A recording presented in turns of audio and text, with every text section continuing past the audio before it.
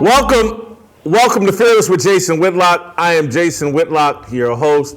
Happy Thursday. Thanks for joining us. Awesome show for you today. Royce White back in studio with us again. Round of applause. Royce White, thank you.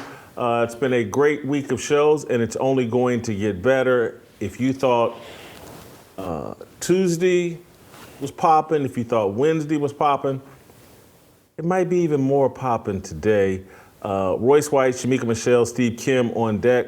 Topic of conversation to start the show will be Jason Aldean and Try That in a Small Town, the song that he put out that CMT is now refusing to play.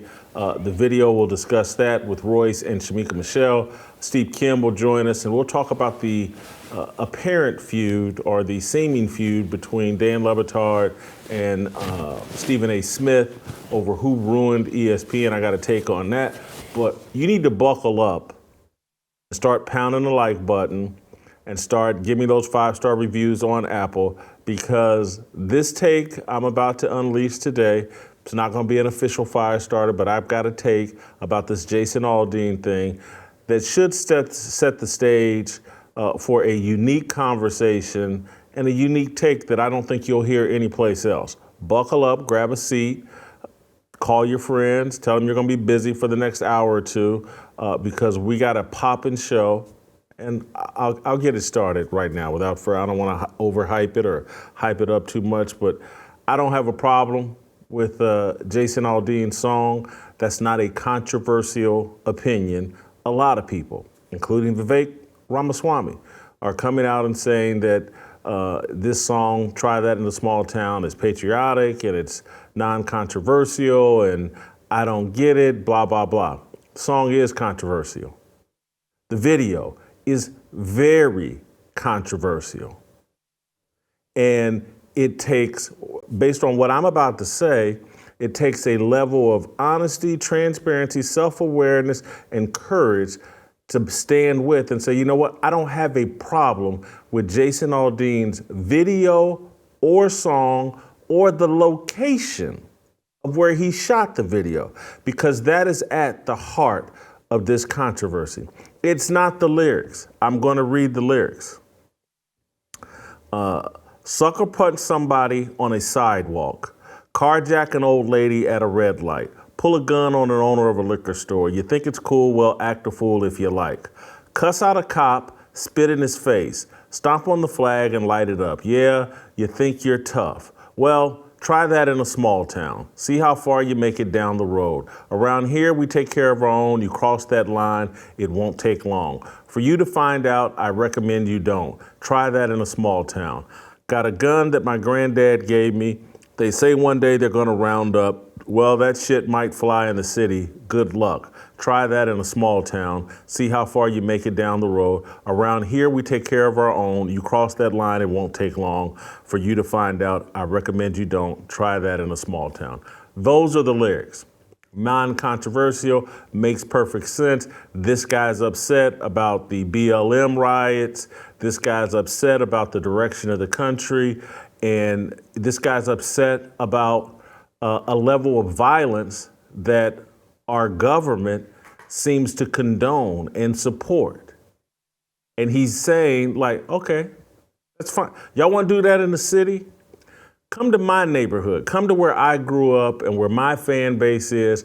Try that in our neighborhoods. It won't be tolerated. No one has a problem with that. Everybody understands it. He shot the video, much of the video, on the steps of the Maury County Courthouse in Columbia, Tennessee. Jason Aldean is not from Columbia, Tennessee. He's from Georgia. This isn't his small hometown. This is a calculated decision by he and his team to shoot it at the Maury County Courthouse in front of, with it in the background. It's a calculated decision. This courthouse has a history. In 1927, an 18-year-old black man, Henry Choate, was lynched on the steps of that courthouse. It's not Emmett Till. It's not the most prominent lynching in the history of America. Perhaps Jason Aldean and his crew will say, I didn't know. We didn't know. We just picked that location. I won't buy that. They did this intentionally. I don't have a problem with it. I listen to enough and have listened to enough of rap and R&B music. I've listened to enough people on television, on these talk shows, justify criminal behavior, violent criminal behavior, threats of violence, racial threats of violence from black artists that's been going on for 30 years unabated. Ice Cube, sorry, Royce. Album America's Most Wanted, KKK, America spelled KKK. Jerry Heller, No Vaseline. I've listened to all of it. I've listened to all the anti-white sentiment and what all these rappers are willing to do, not just to but to white people as well. I've heard it all. And if you think white dudes are supposed to lay down and be punks and listen to the entire country say, y'all the worst people on the planet. You ain't shit. Your daddy ain't shit. Your granddaddy, the founding fathers, you're the problem with the country. And I'm sorry for cursing. I apologize. Y'all know I work on that and I do better. I don't want to set, particularly with Royce and Shemeka here, I don't want to set them off and like I done set the stage for everybody to just curse and do whatever. There's a tone I want to set and I apologize, but it's just how I feel. I'm fired up about this topic because the level of stupidity and dishonesty that we're allowing, and we don't understand just common sense, the common law of nature. For every action, there's an equal and opposite reaction. That's just a fact. And so you keep thinking you can threaten, you can denigrate, you can do violence and have it be spread all across the internet. For every George Floyd video, there's about 30 showing a young black dude doing something violent to an Asian person, a white person, or a black person. For every George Floyd. And you think people are just going to sit around and just swallow this and not say, oh, you think we can't be about that life? That's not how the world works. That's not how man works and operates. Jason Aldean sounds like a man with a pair of balls. And it's saying, oh, y'all want to be about that life? We can be about that life too. If y'all want to be racist, we can be racist too.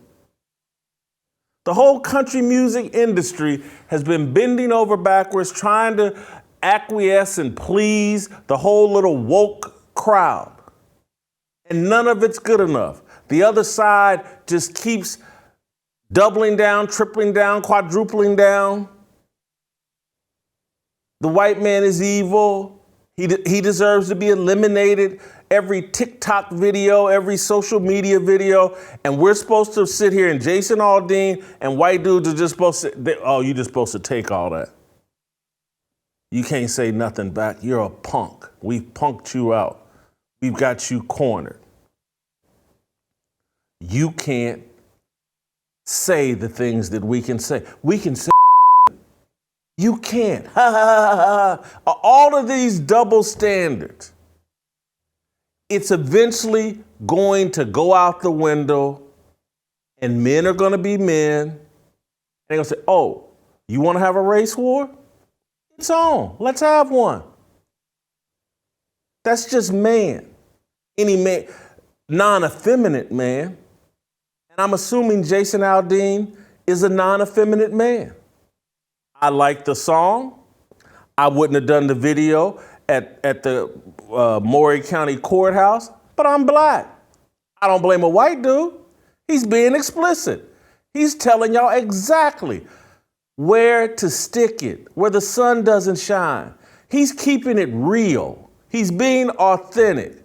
He's meeting your racially idolatrous threats and say, you know what, I can be that kind of an idiot too. And I don't blame him. It's the exact same thing we've been doing. How many Reginald Denny videos do white people just go, oh, we got to just take that? Because remember there was slavery 100 years ago. Oh, remember in 1955, they lynched Emmett Till. We just got to take that. This is insanity. If I'm looking at the controversy around it, what's the Dej Loaf, the little female rapper talking about, I hate I'm a Nazi? That was in a very popular song. Shemeka, when I bring you in, don't follow my lead. I'm being very explicit today. I would prefer you and Royce to stay in a safer space. Let me be the idiot today. Don't follow my lead. Y'all class this up. But I'm very irate, and I just, at some point, we have to move into reality of there are people writing checks. This is what we used to say when I was growing up. Oh, you writing checks that your ASS can't cash. And I'm looking at these Ivy League elites sit on TV and write checks. I'm looking at these puppets in hip hop and in the music industry and the celebrities write checks. And Jason Aldean is coming and say, okay, you want to cash them checks? I got a bank that's open right here at Maury County, Columbia Courthouse. Bring all them checks here and let's cash them. I don't blame him. That's man's natural reaction. He's only going to be taunted for so long. Any man with a pair of balls is only going to be taunted, ridiculed, and punked for so long. A punk will even eventually snap. His nature will dictate that. So, and I'm not trying to drag, Jason Aldean has put out a statement, well, I'll let his words speak for him. I don't buy his total explanation, but I don't blame this dude for saying, hey, bring them checks out here to this courthouse. We know how to handle you idiots. This is what he wrote over Twitter. In the past 24 hours, I've been accused of releasing a pro-lynching song, a song that has been out since May and was subject to the comparison that I, direct quote, was not too pleased with the nationwide BLM protests. These references are not only meritless, but dangerous. There is not a single lyric in the song that references race or points to it. There isn't a single video clip that isn't real news footage. And while I can try and respect others to have their own interpretation of a song with music, this one goes too far. As so many pointed out, I was present at Route 91. That's the event that happened out in Las Vegas, where so many lost their lives, and our community, that's the mass shooting, Route 91, the mass shooting happened out in Las Vegas. I believe that's what Route 91 refers to. And our community recently suffered another heartbreaking tragedy. No one, including me, wants to continue to see senseless headlines or families ripped apart. Try that in a small town, for me, refers to the feeling of a community that I had growing up, where we took care of our neighbors regardless of differences of background or belief, because they were our neighbors, and that was above any differences. My political views have never been something I've hidden from, and I know that a lot of us in this country don't agree on how we get back to a sense of normalcy, where we go at least a day without a headline that keeps us up at night. But the desire for it too, that's what this song is about. Notice in his lengthy clarification, he does not address the location of the video. That's intentional. He knows that's at the root of the controversy, but he has no explanation for that, and so he's not going to lie. So he just avoids it. That place was chosen intentionally to say to all the idiots out there that are bringing violence everywhere, and people are sick and tired of the videos and the violence and Kamala Harris and Joe Biden and everybody condoning that violence, everybody co-signing LeBron James and Kamala Harris paying bail for criminals doing that kind of violence. They're tired of it. And they're saying, you want to get it on? We can get it on. We ain't going to play no road games. Bring that out to my neighborhood. We'll play a home game, and we'll see who comes out alive. I ain't mad at him. I'm not going to crucify him. I'm not going to say he's irrational. I'm not even going to call the man racist. I'm going to call him a man that's tired of the BS. And there are many men tired of the BS. I'm sitting here contemplating, and I hate even talking about this because I wasn't planning on talking about this, but I've been sitting here contemplating a move, not out of Nashville, but just a move from, I live downtown in the heart of everything, and I just like living in a city. So I'm just trapped. These cities, too much stupidity, too much violence, just on my street. There's virtually a shooting once a month on my street. I live in a very nice place, allegedly, but shooting, and so I've been contemplating a move. And, but all the places I look at take me back, well, I could walk. From where I live now, I could walk to the place that I want to move to and buy, and man, this is a big price tag, blah, blah, blah. And so I go, and so I've been let me move out, away from the chaos, and that was my intention. But every place I like is in the city, and so I think I'm going to buy in the city. Last night, this morning, I'm going to try that in a small town. I read the lyrics, listen to the song, and I'm like, man, I want to live in one of these small towns. I want to be, and people are going to light me up for this, but I don't care. I want to be with some AR-15s in my garage and in my house somewhere where idiots are afraid to come to my neighborhood and do the kind of BS I saw all across the country in honor of George Floyd. The small towns that he's talking about is like, that's where I want to live. Come bring that BS out here, and we'll have a shooting gallery. So I'm telling you, I was committed to buying a place within walking distance where I live now, and then I just listened to this song, think this whole sentiment, and bottom line, mostly I agree with Jason Aldean is what I'm telling you. I'm so tired of this. I'm just like, hey, let's get it on. Part of that's just because I'm old and I'm fed up. But it would be worse if I was 25. I would really be about it. You know, I'll run out of breath 15 seconds into a civil war, but I'll get a few rounds off.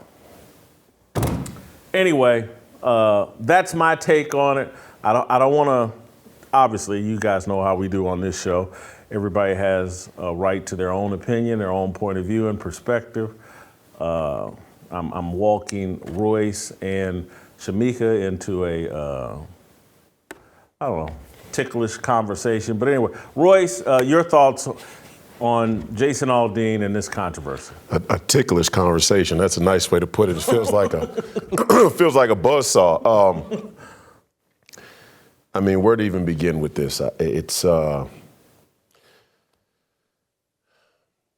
most people in the country have been conditioned to want things to be black and white, no pun intended.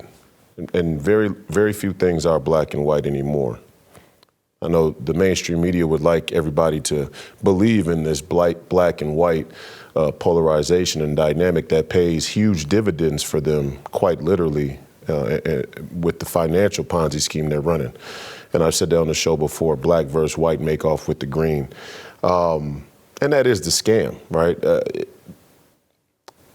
At the same time, I think people want to dance around the race issue and racism in general because they understand that there's something dishonest happening.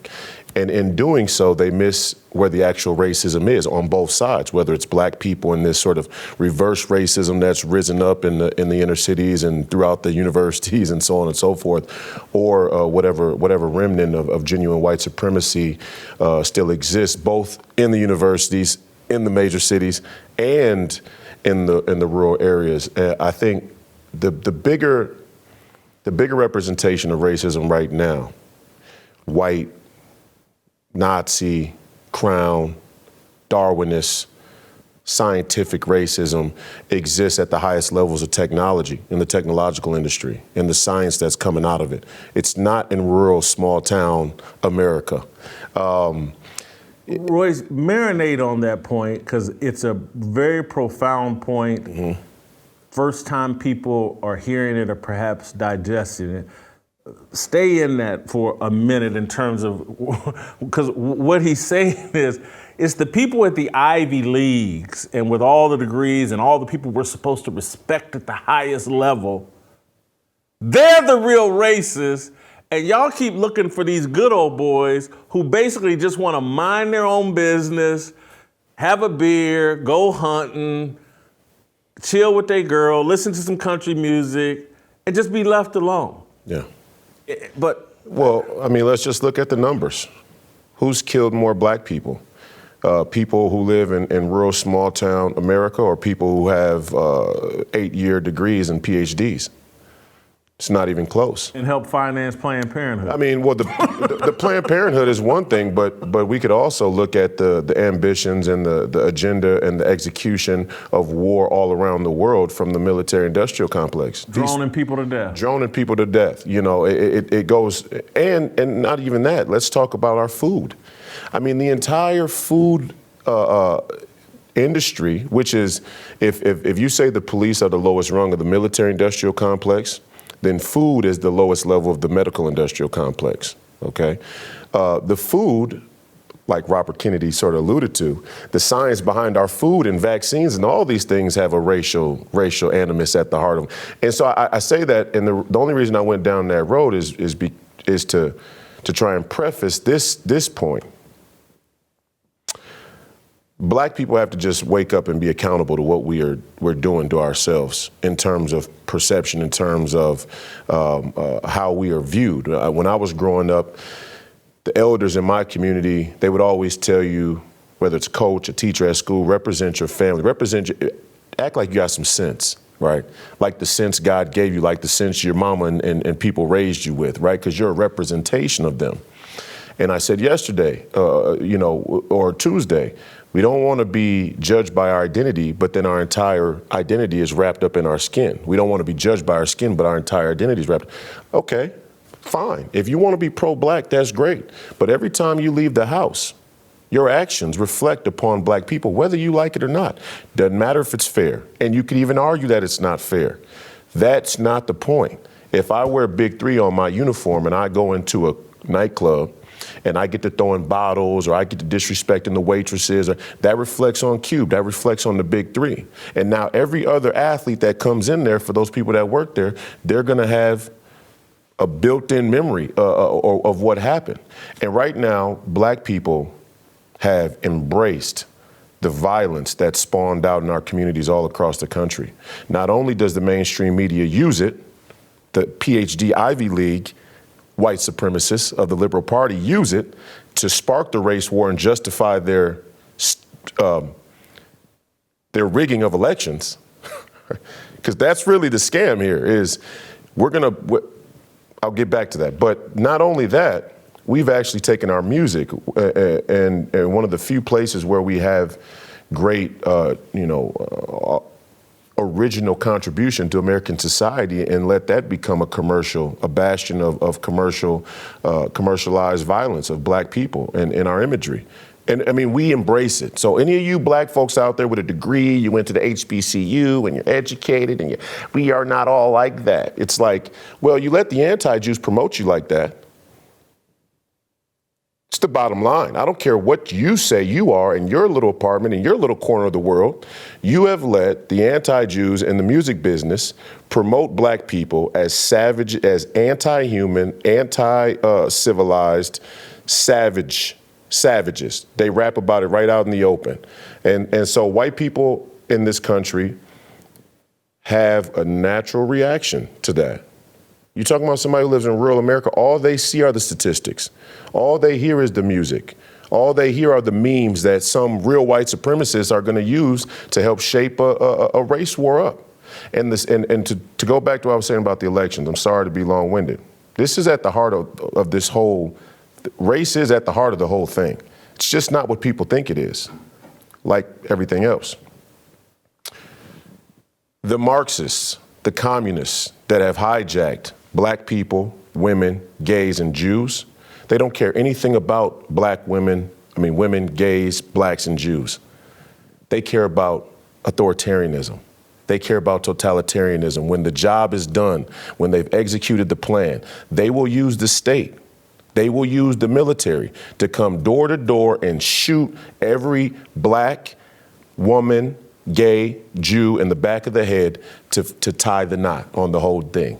And that's what they're doing now. They're using blacks and the violence to spark a race war. What do people actually think is going to, and this is where I say Jason Aldean's way off the rails. I mean, you can talk about this in a country song. It feels good when you're in a studio and you go to a video site and I know you probably got a AR-15 on you, and I'm as Second Amendment as they come. But he has no clue what's coming.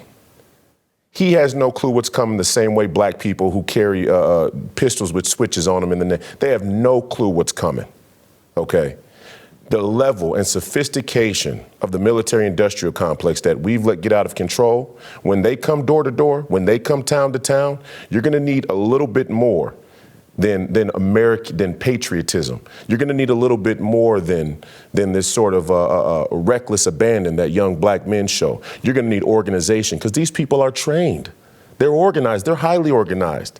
You've never been in war if you think that you're just gonna take your AR-15 and go out in a blaze of glory. You're watching too many movies, respectfully. You can go out in a blaze of glory. Go out in a blaze of glory. But when you say try that in a small town, it kind of insinuates that you're going to be victorious. He's not inviting the government. But he is inviting the idiot. But he thinks he's inviting BLM. But what he's not realizing is that BLM is doing it on behalf of the Marxist agenda of the government. And when they come to the small town, they're not coming with BLM. They're going to put BLM and the people in rural America under the same surveillance and security state. Yeah, I mean, they're going to shut off your water and electricity and all that. Where does he think his electricity comes from? Same grid. Got you. Yeah. They're going to, and just to buttress Royce's other point even further, because I just want people to understand it. Like, this conversation about what is racism and who's racist, and you think it's good old boys like Jason Aldean and it's the Proud Boys, and literally just open your minds up and just think about the devastation that has been wrought on Black America through the welfare state, through the plans of the government and LBJ and the whole great society, and just that's when Royce talks about eugenics and just when you talk about the absolute destruction of a people. You destroy the family structure, you're destroying people. And it's so much, you can get caught, oh my God, Henry Choate got lynched, and that was terrible. That's a one-off. That's a one-off. And not to belittle the pain of whatever his family felt in 1927. Emmett Till, that's a one-off. It's nothing in comparison to Planned Parenthood, the destruction of the family, the emasculation, the total emasculation of Black men, and putting us in this gay lane. That's the real racism. And you know who devised that? Ivy League liberals in suits, members of Skull and Bones, in secret societies. And so y'all keep looking for the Klansman in the hood with his teeth out and his rebel flag on the back of his truck, and he's the real threat. That's who they keep pointing you at. That's when Joe Biden stands up and says, oh, white supremacy is the greatest threat, and he's painting a picture of some dude in a hood in a truck with an AR-15 and a Confederate flag. And Joe Biden is the biggest threat. and all that he and Barack Obama and all the rest of them are plotting for all the other globalists. That's the threat. Shemeka, sorry for making you wait, and that's you can take this conversation a different direction if you like, but your thoughts on Jason Aldean? Well, I'm glad you gave me some instructions, Jason, because I would have come in like, boop, boop, boop, boop. Yeah. But I am so tired of the race discussion or the race division that, like you both said, it's the elites pushing it. They've been picking and prodding at trying to find something for the last week or two. They started with the whole Luke Combs and the Tracy Chapman thing, trying to say that this Black queer never got her recognition. And I was thinking, I loved Fast Car. I didn't even listen to Luke Combs' version. Even thinking about Give Her One Reason to Stay. Like, we love Tracy Chapman. So that failed. They had nothing with that. So then they moved to this Jason Aldean. I saw them saying, oh, he's number one. Oh, that's telling you something. That lets you know how racist we are as a country. I still didn't listen to the song because I'm just so sick of them telling Black people when to be angry, when to be upset, when to, get afraid and call something racism. And it's always the elites pulling our strings and telling us exactly what to do. I listened to his song for the first time this morning. I had absolutely no issue with it. And most Black people shouldn't, because when you think that he's simply being racist, then you allow them to paint the picture that it was only Black people in the streets acting like idiots, when we know that there were a lot of beta male, little skinny white boys out there burning stuff up as well. So it wasn't a race thing. Of course, they've divided it as race this entire time, but we know that's not who was actually in the streets doing all of this foolishness. So I had no issue with his song. I asked my daughter, I said, pull up something that's on the radio right now talking about killing each other. And the amount of songs that she was able to pull up was crazy to me. And I was specific about that's being played on the radio because I tell everybody all the time, I love West Coast music. I absolutely loved Ghetto Boys, We Can't Be Stopped. But one thing I can say is that they weren't playing all of their songs on the radio. You had to actually own the album. I wasn't going into the club hearing, they told me size wasn't shit, that's why I murdered your nieces. One, my fault they found a head cut in 88 pieces. I couldn't listen to that on the radio. I had to own it. Now they're actually playing this stuff on the radio, in the clubs, and it's okay. And it's not even lyrically good. Like some of the stuff she was pulling up, I'm like, I can't even read that to the audience because they would be lost. It's so bad. Not only is it just talking about killing, it has no rhyme or reason to it. So I have no issue with his song simply because don't be mad at this song when you let our youth listen to songs every single day and they're being pushed out on the radio that's literally talking about killing each other, sending hits from jail. I mean, we've heard worse. So please give me a break. Shemeka, your reaction to the video being shot at this Maury County, Columbia courthouse? I didn't even notice it, Jason. Had you not broken it down like that, I wouldn't have noticed. I rarely look at something and try to figure out, is there a code behind it? Maybe I should, but I don't. I wanted to really hear the words and what was he talking about. And for me, hell, if they come to your town and they acting crazy, you better lynch them. I'm sorry, I know people not gonna like that, but if you step to me on some foolishness, I'm gonna put you down. So I can't really be upset that this is the message that he's sending, because why do we keep thinking these men are going to roll over and just play dead? They're not. And I do understand Royce's point about, once the military come in, but until we get to that point, a few dead bodies ain't gonna hurt, because I'm gonna drop you where you're standing.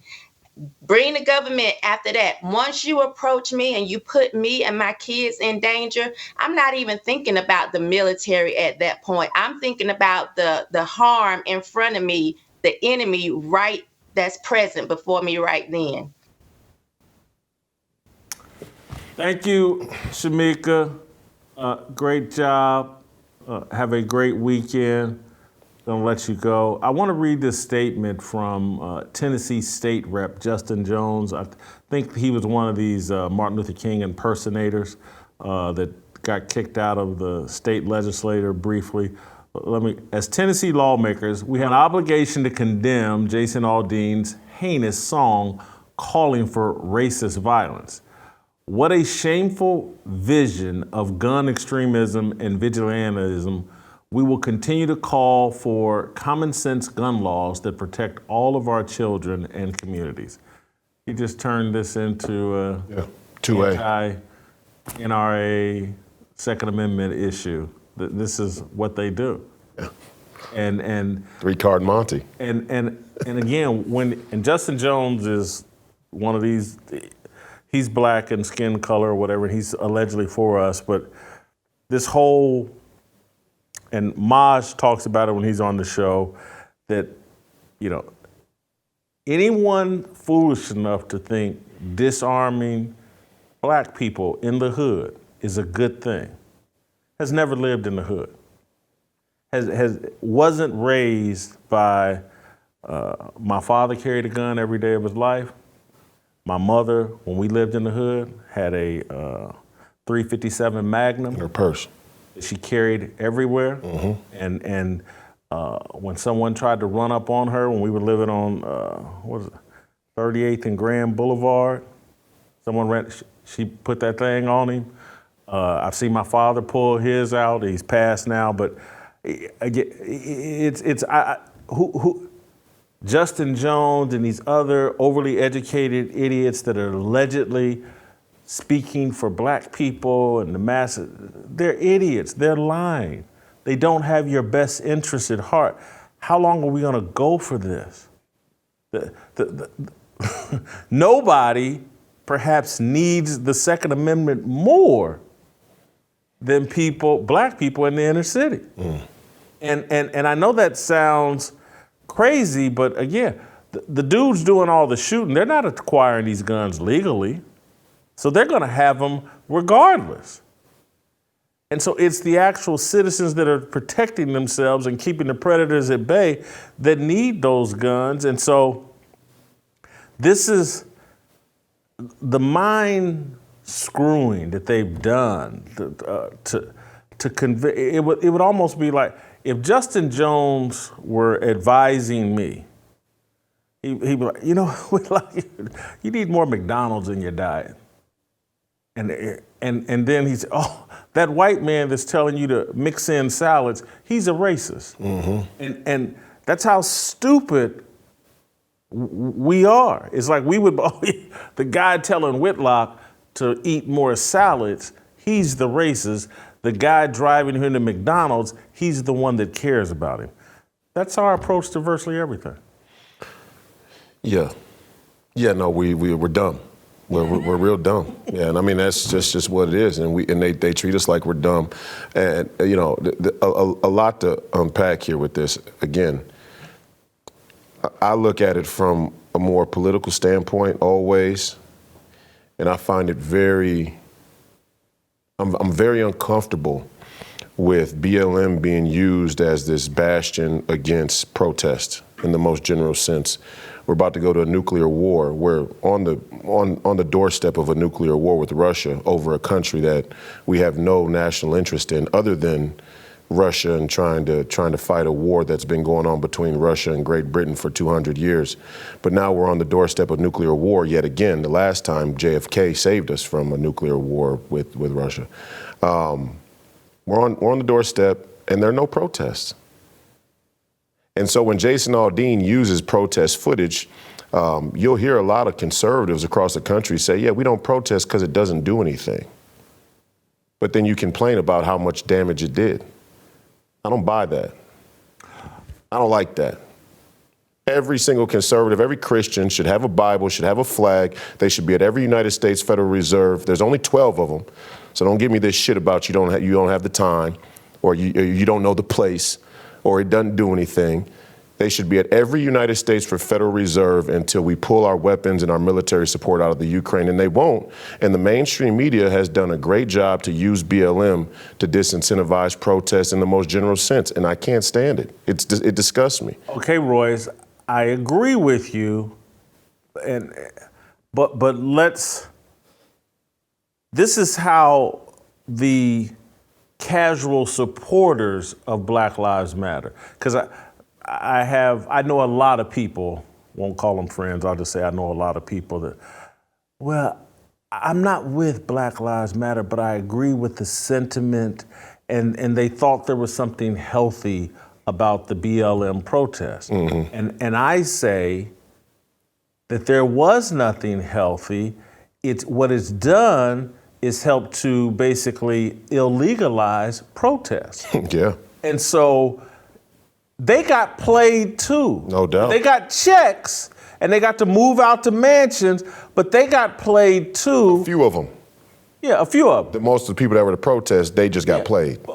They did. And most of them, though, are sad. They're so stupid, they're satisfied. Well, I got to be on TV. I get to label myself on Twitter Instagram. As an activist. Yeah. And this is my career. I'm an activist. It's a little hustle for them. Yeah. And they get, I got $2,000 for coming to speak at this school and blah, blah. And they got a little hustle that puts a little change in their pocket and a job, and it cleans them up. And they get, even though they ain't got no job, I'm an activist. Mm-hmm. No different than how, Obama used to be a community organizer.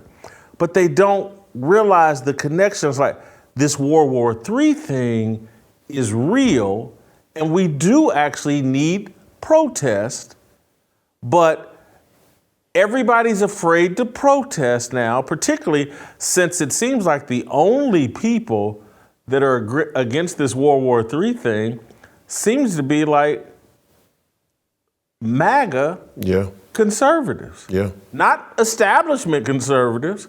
And so they're afraid, because they've seen January 6th, that, if we go out in the streets and protest the Ukraine war situation, they're going to the FBI is going to drop in a few plants and say, this is the Proud Boys and it's racist and blah, blah, blah, and we got to lock these people up. We got a cell next to the January 6th guys. So the MAGA people are afraid, and the left feels like the only thing worth protesting is over race, and we're on board with the security state. Look, 100%, you're right. But my point is, race and the racial animus is not the biggest problem in this country, but it is a problem, and it's a problem on the outer wall.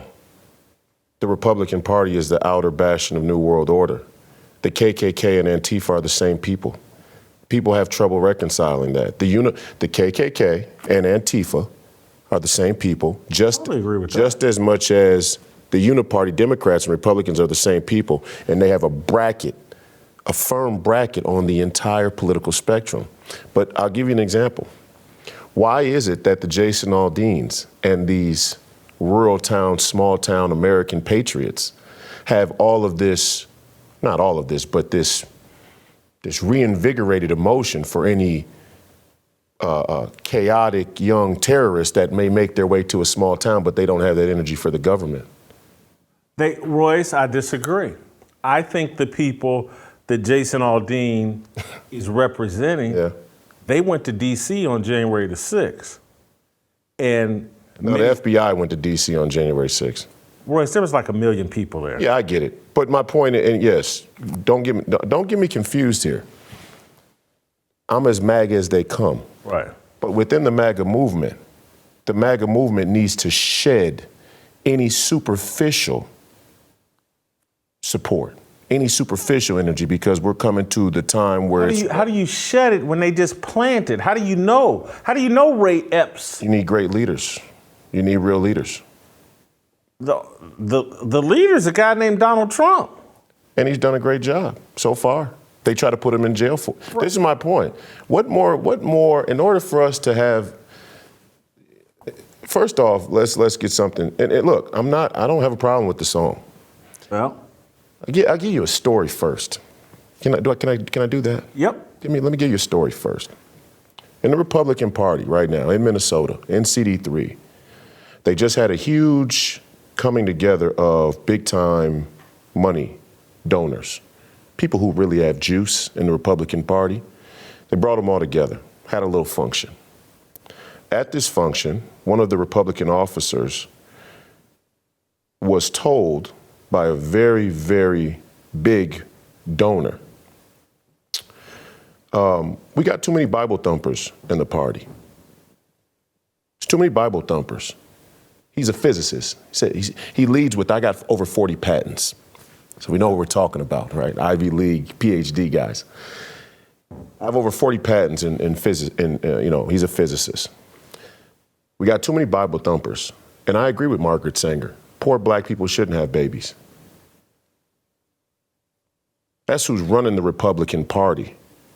Now, why have they been allowed to run the Republican Party? Is it that all the American populists and nationalists don't know that that's who's running the party? Or is there some small amount of racial animus that we've hung on to instead of leaning into our patriotism? I don't want to cape up for these guys, Royce, but what they're desperate for options.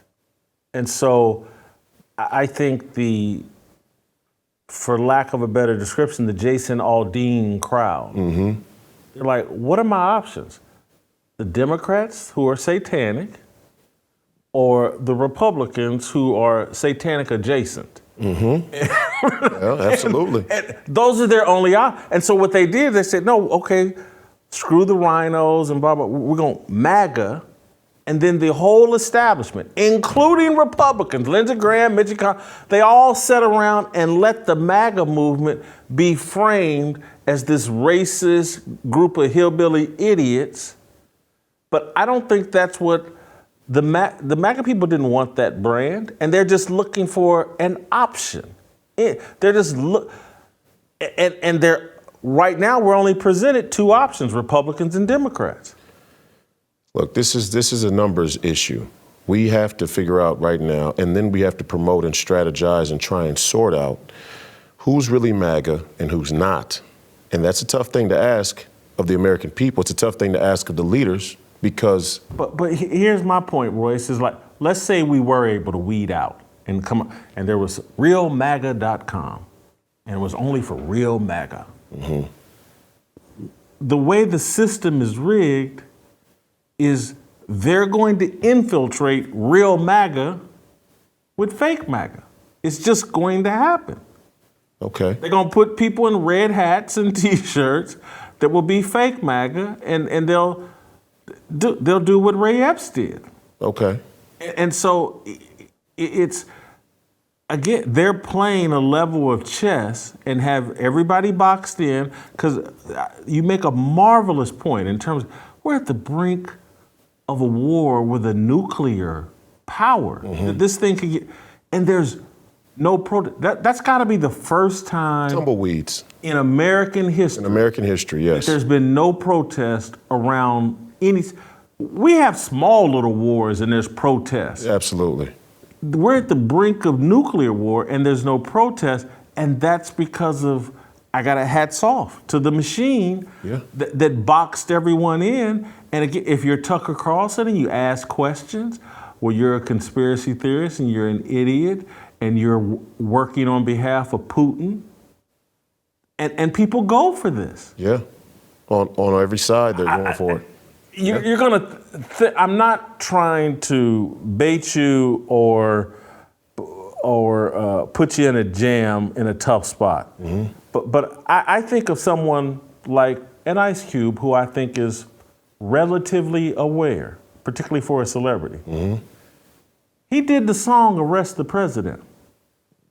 about Donald Trump. He bought the entire Russian hoax. Go listen to the song. It's a great song. I can remember, man, it's got to be one of the greatest rap political songs. But he bought the entire thing. I'm sure now he realizes the foolishness of it, but I'm just saying, that's how strong their ability to fool people is, Look, I agree with you completely. The machine is great. And that's why every time I'm on the show and you see people in the comments go, it ain't that deep. Oh, tinfoil hat, bring your tinfoil hat out.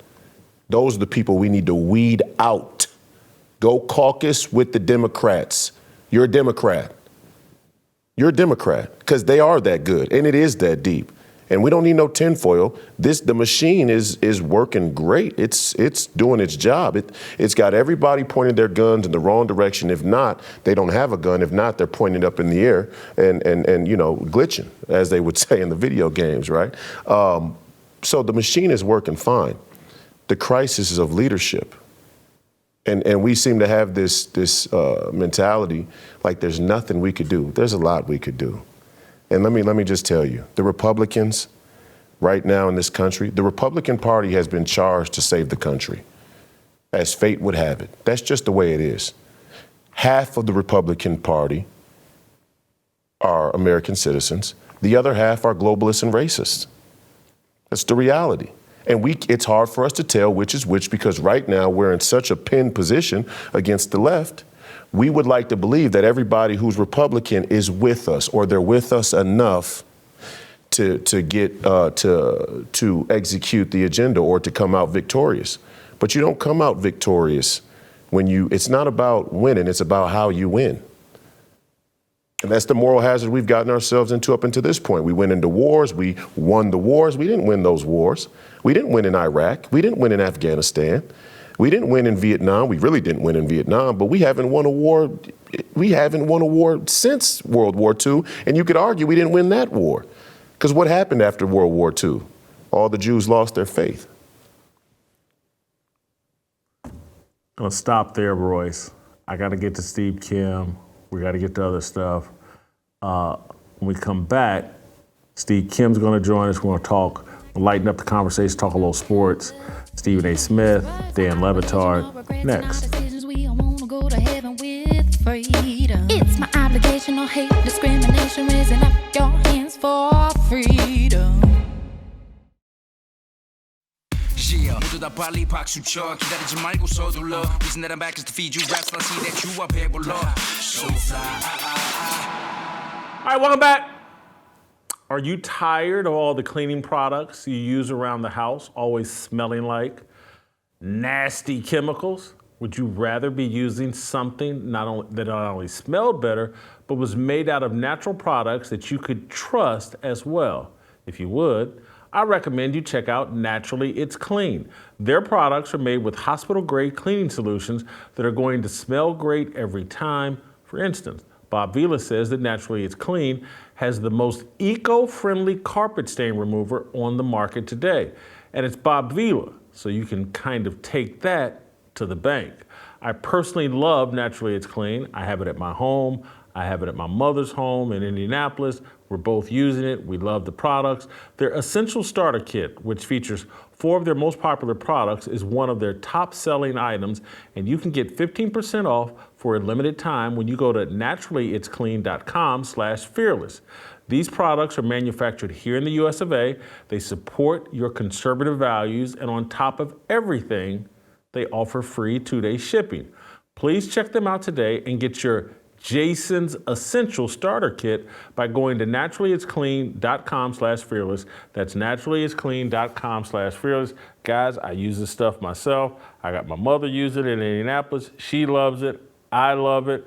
Allie Beth Stuckey loves it. If you don't want to take your advice from me, maybe you don't make these decisions in your home. Your wife does, your girlfriend, your maid. Tell them to go to Naturally It's Clean. Guys, I told you this previously. I met Win Fisher, the owner of this company. He shares our values. Great product. Spend your money with a business, a company that shares our values. Naturally, it's clean. All right, without further ado, and I know many of you are tired of waiting, for the actual star of the show. I'm not too proud to acknowledge that Steve Kim is actually the superstar of this show, and Royce and I have just been killing time until the star was ready to go. Steve Kim, welcome back to Fearless.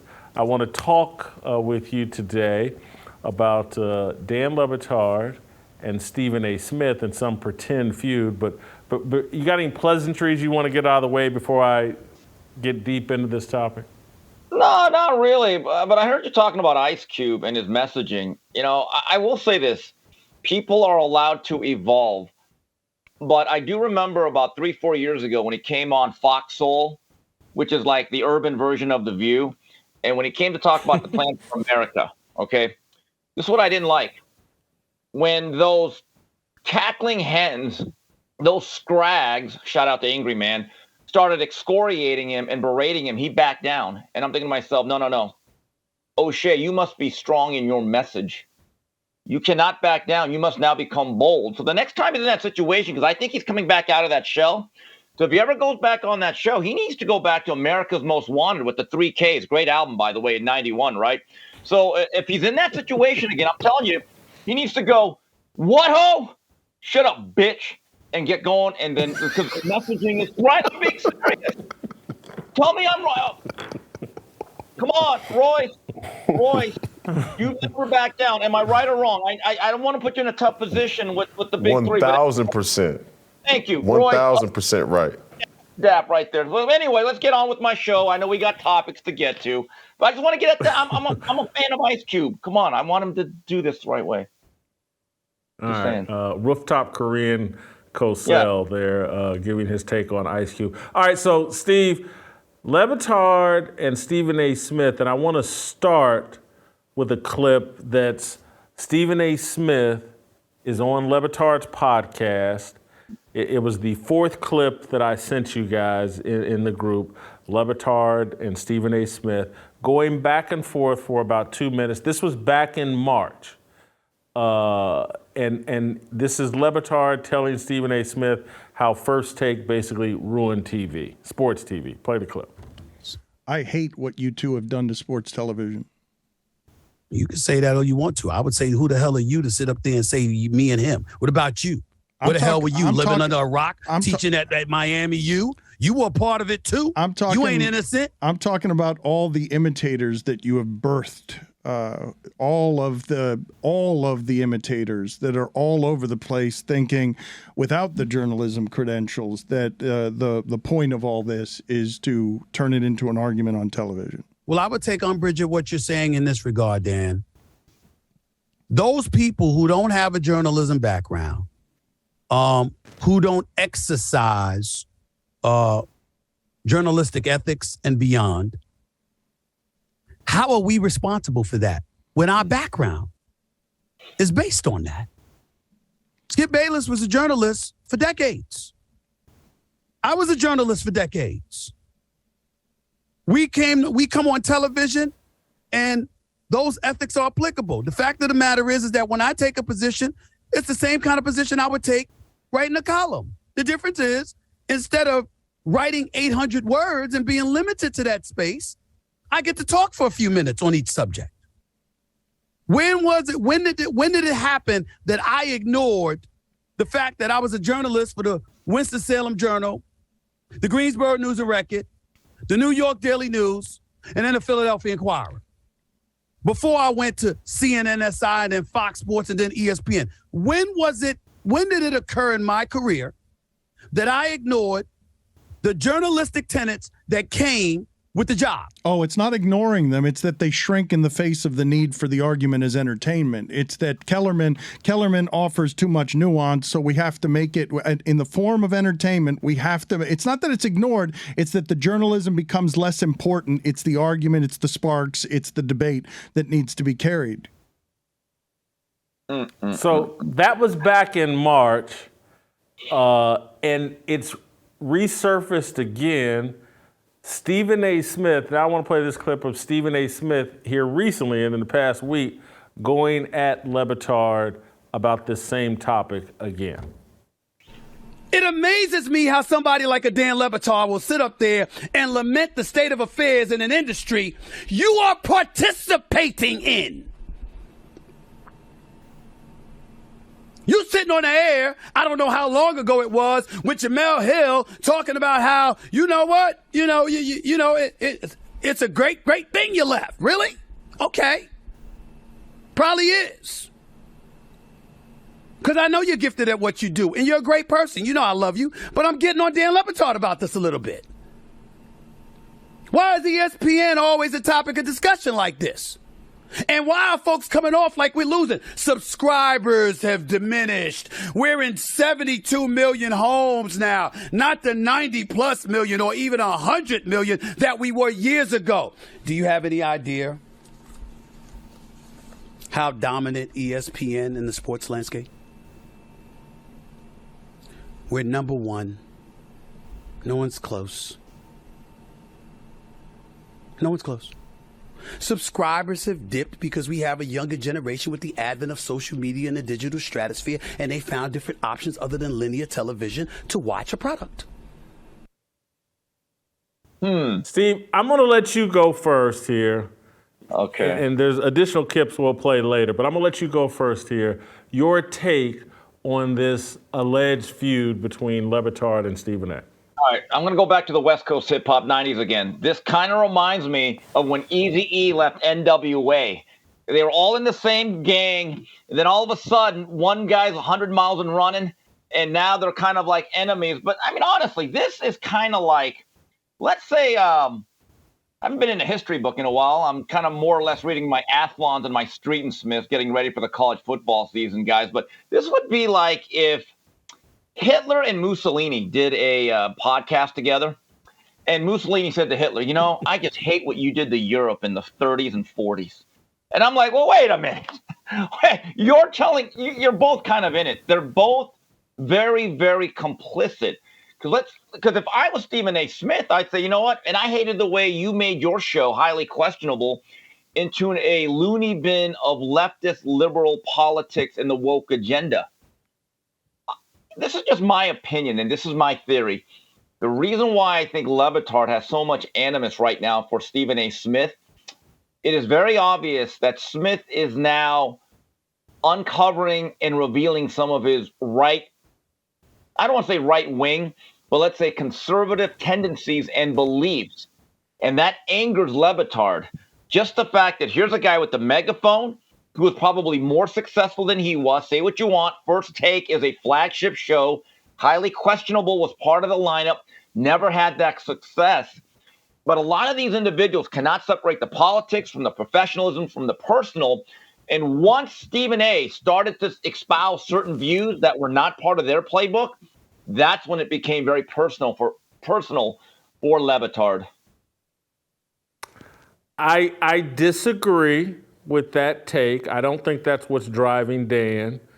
And obviously just putting cards, transparency on the table. Dan Le Batard and I used to be very good friends. Was my best friend in the industry for a time. And obviously I've known Stephen A. Smith. We were never really close, but we were friendly for a time. Obviously, I worked at ESPN and all of that. But what's driving Le Batard is he's continuing a shtick that he has developed as that he's the rebel, he's the outspoken person speaking truth to the establishment, and everybody else is a fraud. And everybody else has sold out. I haven't. And Le Batard, I don't know if you ever read or used to read The Big Lead, but Le Batard at one point had, when that Ryan Glass-Steagall, who I like and respect, was working over at The Big Lead, Le Batard was very close with Ryan, and Ryan used to write all these things very sympathetic to portray Dan. Oh, Dan's just so worried about his staff and his people and his integrity, but it was all BS. Dan is a sellout. And so he goes after a Stephen A. Smith to pretend like he's not a sellout. No, Stephen A is the real sellout. We keep it real over here. And I've never sold out. Dan is a sellout. Stephen A. Smith knows Dan's a sellout. Stephen A. Smith, I don't believe it. I don't think he's a sellout. Stephen A. Smith has always been about the money. He said he's about the money. He wants to be as popular and as famous as he can possibly be. That's been his agenda. He's open about that agenda. He's open about his support and shilling for ESPN. Stephen A. is more authentic than Dan Le Batard.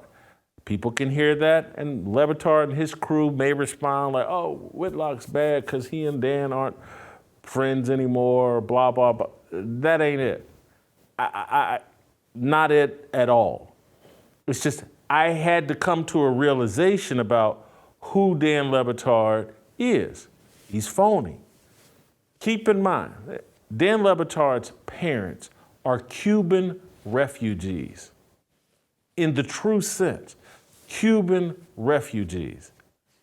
Cubans in Miami that have lived in Cuba at some point. They're the most conservative people in America. They're to the right of Royce. They're to the right of Bryson. I used to know Dan Le Batard's family. Parents, woman he was dating at the time, very close. We vacationed together, couples and all this. Knew them all. This is a conservative group of people. Cubans in Miami have very little respect for Dan Le Batard because they know he's a sellout. This whole left-wing shtick and this whole thing of what you've done to journalism, saying to Stephen A. Smith this, what him and that show have done. Highly questionable.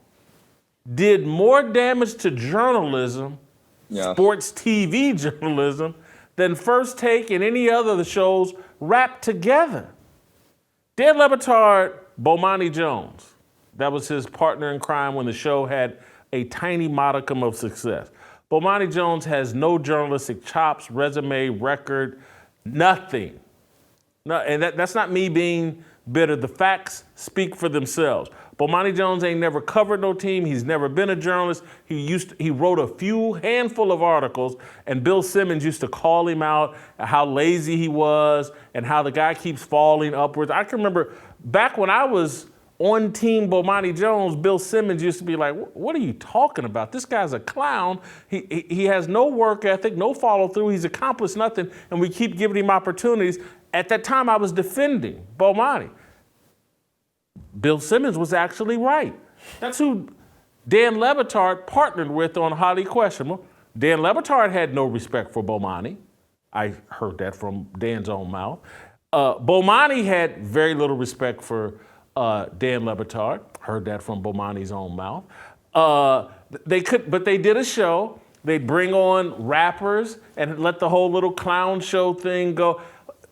Katie Nolan, Sarah Spain, all of these people with no journalism record. Katie Nolan was a bartender who was flirting with executives to get jobs. That's who Dan was putting on his show 2-3 times a week. And you want to blame Stephen A. Smith for ruining journalism and sports television? You done took a little flirt out of a bar and put her on TV and pretending like she has something to say important about the sports world? And y'all wonder why I come across like a misogynist, which I'm not, but I'm going to tell the truth about a lot of these women in the sports media field. They're not there because they know anything about sports. Many of them. There are some that are there, and I'll call them out by name. But anyway, Stephen A. Smith and Dan, this is what has ruined ESPN and sports TV isn't debate. There's nothing wrong with debate.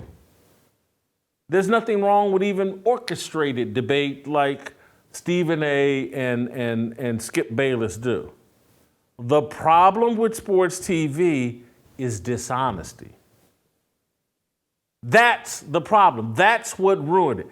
Dishonesty, a lack of transparency, and abandonment of the sport's meritocratic values.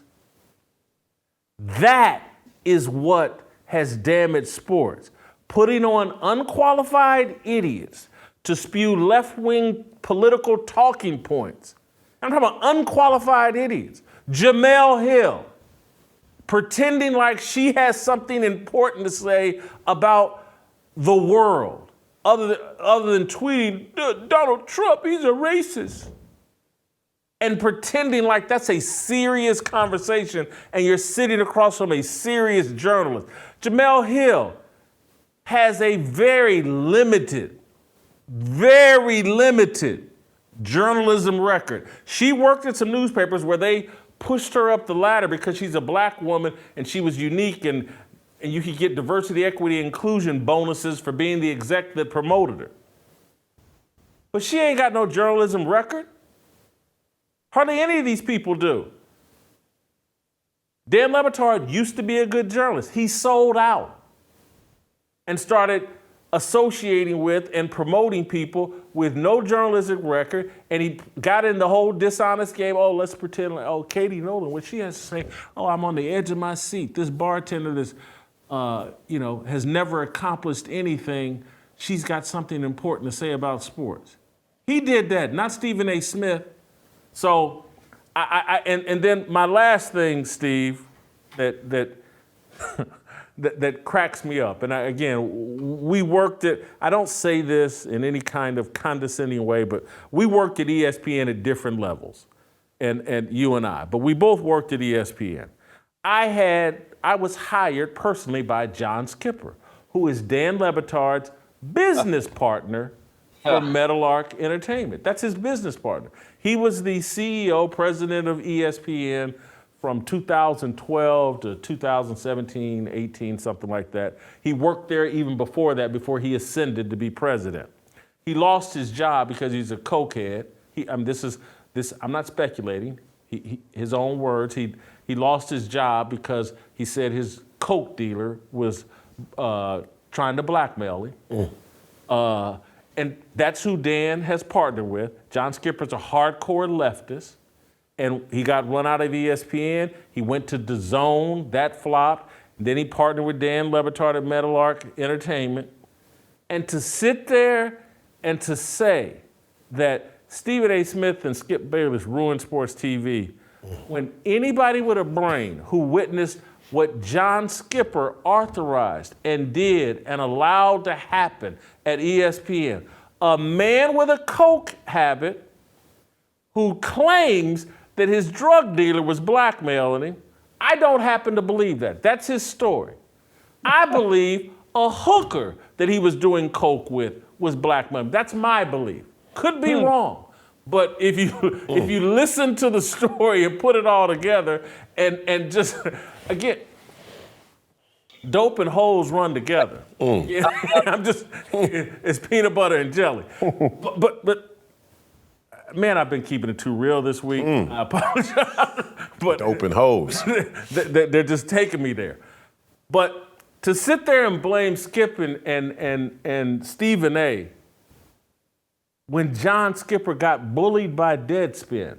This is Deadspin when it used to be formidable, and they bullied John Skipper and all the executives at ESPN to adopt the political point of view of the far left. They would go after these executives and their personal lives and all the shenanigans they were doing with these young women and writing about all of it. And out of fear of Deadspin, they started reflecting Deadspin's values to get Deadspin up off of them. And John Skipper was the president of the organization when this went on. His drug problems let you know he's compromised. What do I talk about every day on this show about the entertainment industry? They want leverage over you. They want compromised people in positions of leadership, people that are easy to threaten, bully, push into doing certain things. That's John Skipper, Le Batard's business partner. And this man wants to blame Stephen A. Smith, get the out of here. Well, okay. That's So, my take. couple things. Highly questionable. The biggest issue I have with it, it's just not entertaining. It wasn't. It always just seemed like a bunch of clubhouse members of the, wokety woke club doing a bunch of inside jokes. It just wasn't really any good. Couple of things here, though, about Levitard's show. I saw something that was on Twitter. I don't know what his new show is called, and he wants to be the rebel. And he had some drag queens on, and I think I sent you that clip. And he wants to talk about being courageous and being the renegade. In today's world, to actually not acknowledge them or to flat out say, you know what, that's not something that I want to partake in or to platform, that takes more courage than putting them on and pandering. Okay? And as it relates to John Skipper, given the way he ran the zone boxing budget and actually gave some of the most exorbitant, unrealistic contracts that basically sunk that franchise so quickly, Jason, I don't think he ever kicked his drug habit. I think his pusher's still in business. I mean, I just look at what he did, and I covered boxing 4 or 5 years ago. The deal that they gave out to certain fighters, I said, this man is trying to burn money. But I just look at that whole situation with highly questionable. Once in a while, I'd kind of be in a hotel room. I'd be unpacking some clothes in a hotel room. So naturally, I just turn to ESPN if they don't have NFL Network. I never understood the appeal of the show. I don't want to get too personal, but even Levitard's father, whose whole shtick was, I'm a Cuban who speaks broken English, that's probably funny the first 3 times. By the 300th time, you're like, okay, we get it. We really get it. And it's interesting with Stephen A. Smith. Jason, I think there's some real jealousy, though, because Stephen A. Smith became the flagship. And he is the lone, I don't know if he's the lone survivor, but he's on top of that hill at ESPN. And he also had the guts to say, I'm going to be independent while being tethered to ESPN. So in a lot of ways, he has the best of both worlds. He can toe the company line for a lot of money, but while on his own show, he can kind of go off and say, you know what, this is what I really feel. And I'm just telling you, Jason, I know you disagree, but Levitard, in my view, harbors some resentment over that.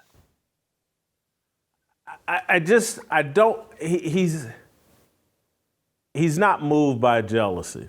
And that's saying from, I know the guy or knew him. Jealousy doesn't move him. He wants to protect his brand and his shtick. He wants to protect whatever dirt that they have that they're leveraging him with. Because John Skipper's his running mate. That a guy that low character. I'm just sorry. I'm just intemperate. Yeah. Oh, intemperate. Yeah. Yeah, but low character works too. He's an executive with a coke problem that gets blackmailed and has to resign from one of the biggest positions in entertainment. I mean, just think about that. The kind of stuff that gets covered up in Hollywood, and I'm supposed to believe the only dirt they have on you is that they sold you coke? I resigned for the coke in Hollywood or in the entertainment industry? That's a good thing. You don't resign over that. People ask you, hey, where are you getting your dope from? Hey, hook me up. So that story is a smoke screen. I don't buy it. You don't get fired from those jobs for doing coke. You get fired for not having coke at the party. Not for, I did some and, I was buying some and blah, blah, blah. No, not at Disney, not anywhere in the entertainment industry. They call it a party favor. A favor is a good thing. But that's Levitard's partner. And Levitard survived at ESPN, and that show, highly questionable, which I appeared on, saw how it was put together. It wasn't a good show. Dan mailed it in. Not saying that out of any kind of bitterness, but if you watch the show, it's a very lazy, put together show. I can remember when dude would show up 10 minutes before the cameras would come on. What? And Skipper allowed it because they were friends. What? Wait a minute. You were on highly questionable. Okay. Change of plans. My whole day was going to be reading about the Pac-12 and doing some research on the SEC West. Oh, no. Oh, I am now going on YouTube, and I am going to type in Jason Whitlock, highly questionable. And like that submarine that didn't come back, I'm doing a deep dive on this, Jason. I would not have admitted that. Oh, you just opened your... I probably did 2 episodes. Me and the guy were friends. Oh. I remember the woman I was down in Miami with. And we were friends. I did his show. I was down in Miami, and I did his show. I'm not going to apologize for that. But anyway. But Jason, there are things in life that every man has done that they regret, but they should never admit. Oh, Jason, why'd you let me in on that info? Jason. I go back. I just want to make the point, though. John Skipper, his friend, president at the time, allowed that trash show to continue. Didn't draw ratings, really. It was a clown show. They'd get all these friends, celebrity rappers to come on and make fools of themselves, and Batard would laugh at them disingenuously because he'd be laughing at them, not with them. Again, if you watched it, you were watching a guy like standing back like, look at these black dudes make clowns of themselves.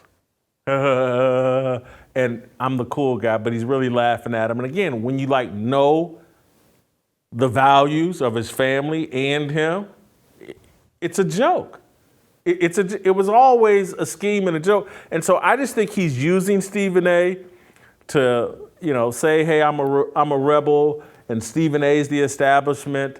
And he and Stephen A. are lying, in my view. Oh, I love you, Dan. Dan says I love you, and blah, blah. Miss me with all that. They don't like each other. So Dan is actually a leftist, or he's just pretending to be one? Dan's doing whatever it takes to get the check. Dan understands Cuba's history better than anyone. He understands the propaganda, the sloganeering. Socialism, the whole deal, better than anyone. He's doing what makes economic sense, not what he believes. What's worse, a leftist or somebody pretending to be one? A sellout. I'd rather deal with a leftist. If he was an authentic, but a sellout. But and I say this, just think of his history. He was comfortable when it was stylish and there was no penalty for being friends with me. Very comfortable. Hey, Whitlock and Batard are tight, blah, blah, blah. Once Deadspin and their editors got whatever dirt they got on him and could leverage it, because Deadspin hated me and everybody knew there was a bounty on my head. And once Dan figured out, like, oh man, I could get caught in the assassination attempt on Whitlock. He started backpedaling and running away. But you can never run away from the fact that, like, oh, you were friends with Whitlock. I've been the same guy the entire time I've been in. So that tells you what you really think. When there was no penalty for being associated with me, you were perfectly comfortable because my values, again, he very tight. When Charles Barkley, before Charles had started pivoting and all this, he was very tight with Charles Barkley. Very tight with Jim Brown. Me and Jim Brown think all the same things, represent all the same things. He's very tight with Jim Brown. Once there became a penalty for being tight with guys who thought like me, and it could interfere with your money or get whatever secrets you have in your closet exposed, that's when he started backpedaling. And again, it's like, I hope you know me well enough, Royce, but again, it's like, I'm going to die in the foxhole. If I believe it, I'm going to stand on it, come hell or high water.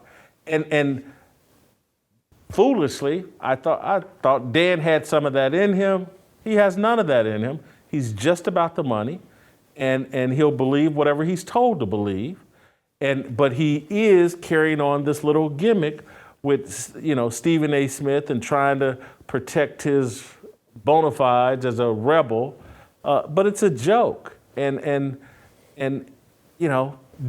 he's as dishonest, and dishonesty is at the root of the fall of ESPN. Steve, Royce, just one point. I'd rather have a liar than a hypocrite. I think it's more damaging. I think a liar is actually probably more well-intentioned than a hypocrite. I mean, neither is good, but is the lesser of two evils. And one other thing, I remember when Batard's show, I don't know which version of it was, when brought on a friend of this program, Michelle Tafoya. Michelle wanted to have an honest discussion and hash out some differences and actually talk about it. And I remember that whole crew just throwing this a childish tantrum. Wouldn't even let Miss Tafoya speak her mind. And it was juvenile and it was completely immature, and it said a lot about them. And one last thing, I think earlier I said that it was Eazy-E that broke up from NWA. I kind of lose track. I'm old now. I think it was actually Ice Cube. But the messaging stands to Ice Cube. And deliver this, O'Shea. I know you're close to Ice Cube. I'm not. When he goes back on that show again, Fox Soul, no Vaseline. No Vaseline. That's the attitude we must have. That's it. I wanted to get off my chest. No Vaseline. Good album. I think I saw Ice Cube. I saw a few. I don't really follow anybody on Twitter, but Steve, I'm gonna let you go. Oh. Thank you so much. Go ahead, Royce. I saw a few tweets from Ice Cube over the past week or so, and he was going pretty hard on Twitter. I think he told one person, "Shut up, Trick," or he was going hard. So I think he's letting the dogs out of the pound. Yeah. It's in the air. Yeah. I want to play one other clip. We're not done yet. I want to play the clip. Dan Le Batard's partner on his radio show podcast is a guy named Stu Gatz. Stu Gatz plays his name's John Wiener, I think. He plays the role of a clown basically on the show, but it's Dan Le Batard's show with Stu Gatz or something like that. So he's Le Batard's partner. And so I got to give him credit. On the show this week, Stu Gatz basically made the point that they're all sellouts. Stephen A., Le Batard, Skip, they're all sellouts. Let's play that clip. I've been thinking about this during the break, and we've discussed this for a while now on the show. But journalism, as we know it, as you know it, what you wanted to do when you were a little kid, okay, it has changed. It has. It's changed, okay? You're not wrong. Stephen A. Smith is not wrong. You have to adapt sometimes, okay? Because the game has changed. Your priorities have shifted. No one cares how someone goes and gets the news that they get as long as the news is accurate, as long as it's coming from a credible place. If it's Woj, if it's Adam Schefter, if it's you, if it's Diana Rossini, if it's Shams, nobody cares. You might care. Greg Cody might care. Stephen A. Smith might care. But you know what? You all sold out. Every single one of you, okay? Stephen A. Smith jumped inside the circus tent. I don't blame him. Why'd he do it? Because he had to do it. Because the game has changed. You jumped inside the circus tent. You did. You did so with me. Think about that. With me and with Greg Cody every Tuesday, okay? And so you have ditched journalism a long, long time ago because why? Survival of the fittest, Dan. You have to change with the times. You have to roll with the changing environment, roll with the changing industry, and that's what you decided to do. That's what Stephen A. decided to do. And for Woj, for guys like him, the game has changed slightly, where he went out and he seeked reports, and he wanted to be the reporter. And you know what? If now he has morphed into a mouthpiece for the Blazers, I'm okay with it. I am good with it. I don't care. Survival of the fattest. Everyone is selling out to make a buck. What a terrible timing. It was great. Like that joke. Hey, just give it up. You all want to be journalists. You're not journalists anymore. None of you. Not a one of you. That's his partner. And again, he plays the role of a clown. And he is a clown. He's not a journalist. He's not an accomplished person or whatever. Telling the truth that they all sold out. But it reminds me of my final straw with Le Batard when it was okay, I'm done with this. Is Stu Gatz, when I went to Fox Sports and ended up doing a show with Colin Cowherd initially. And Stu Gatz, and this is at a time when there was already distance and even more distance between me and Batard because I'd figured out what he was about. And so with Batard sitting there, Stu Gatz, and I've been fired by ESPN. I go over to Fox Sports to do a show. It turns out me and Cowherd are supposed to be doing separate shows, but that's another long story. They paired me with Cowherd basically to carry Cowherd. And I'm not saying that to disparage Cowherd, but he was doing a 3-hour radio show, and then in order to get more money, he says, yeah, I'll do a second show. And when they figure out, well, you can't do a 3-hour radio show and then turn back around and do a second show. You're not even, we'll have Whitlock and him do the show together. Whitlock will carry him. We can continue to pay Cowherd this exorbitant amount of extra money he wants for doing a second show. They were using me. Regardless, I knew the deal. I was going to work through that, and eventually, I knew Cowherd would quit and I'd get control. But regardless, Stu Gatz goes on air and tells the story that Whitlock thinks Cowherd's a racist and wants no parts of Cowherd. And Stu Gatz is telling the story that I heard this from Whitlock's own mouth, that he blah, blah, blah. This is all a lie. It's all fact. Batard's sitting there giggling as Stu Gatz is telling this story. And I'm like, that dude ran around for a decade as a friend of mine. He's sitting here, I'm in a new work situation, and me and Cowherd were friendly but not friends at the time. And someone's on a national radio program, because he was at ESPN at this time, telling this type of, Whitlock thinks Cowherd's a racist, and I've heard it out of his own mouth, and blah, blah, blah. Batard knows this isn't true, knows I don't have that type of relationship with Stu Gatz. And then anybody that knows me knows I wear all my feelings on my sleeve. If I think someone's a racist, you think I'm gonna keep that a secret? If I don't like someone, do I keep secrets? That's never been part of my career. Never been. And so it's just like, what did they do? And Batard's laughing and giggling and blah, blah, blah. And that's when I was like, oh, F this dude. He's a phony, he's a fake. He don't care about nobody but himself. And that's between the difference in authenticity between he and Stephen A. Smith is a mile wide. It's comical that they're in this kind of dispute and people are actually thinking Batard's the credible person and blah, blah, blah. It ain't even close. That's as phony a person as there is in the sports media. And I'll just repeat again, to sit here and try to blame Stephen A. Smith and Skip Bayless for ruining sports TV when you work with the actual puppet master. John Skipper, and keep in mind, he plays woke and plays the role of being anti-establishment, but he wants to execute Stephen A. Smith while leaving the actual architect, the person with power, the person at the top of ESPN, sit-downs once a week with Bob Iger, not gonna touch him.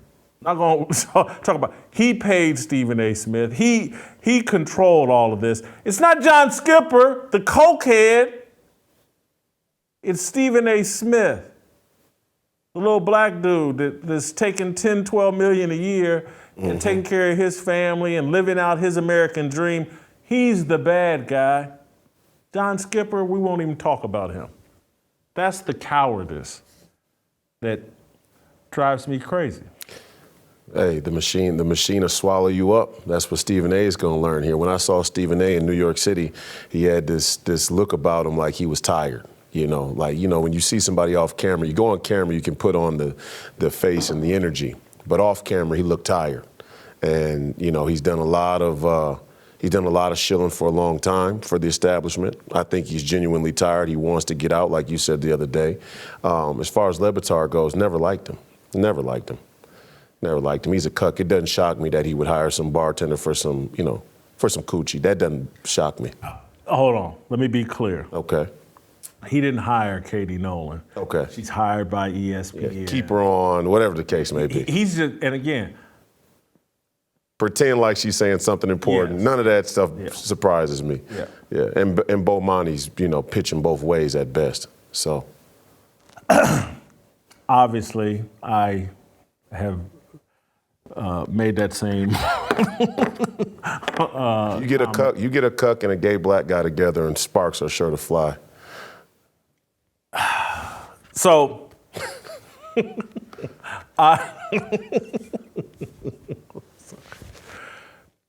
you know what? I'm gonna stop. I've done as much damage as I can do. We're 4 shows here back to back, and I hate to fall out of humility. Thank God for giving me the platform and introducing me to Royce and Shemeka and Gaston and Tyler and TJ Moe and all the people I get to work with. These 4 shows back to back. Thank you for coming into town, Royce. Thanks for having me. They've been incredible because y'all have put me and the crew here, Christian, Kenny, David Reed, Ren, the crew, Tiffany. Obviously, y'all put me in a comfort zone, or maybe where I'm just like, I just don't care at this point. I'm just gonna say what I think. These shows have been incredible. Thank you, Roy. Royce is gonna head down to Miami. He won't be with us on Friday. We're gonna do Tennessee Harmony on Friday. I know many of you are disappointed we didn't do it yesterday, but we're gonna do it on Friday. We'll have Virgil and Anthony on to talk about Jesse Jackson and his legacy. He was honored this past weekend in Chicago. He's stepping away from Push, and Parkinson's finally got him, or Common Sense has finally got someone. Anyway, I'm just, great week. We will see you tomorrow.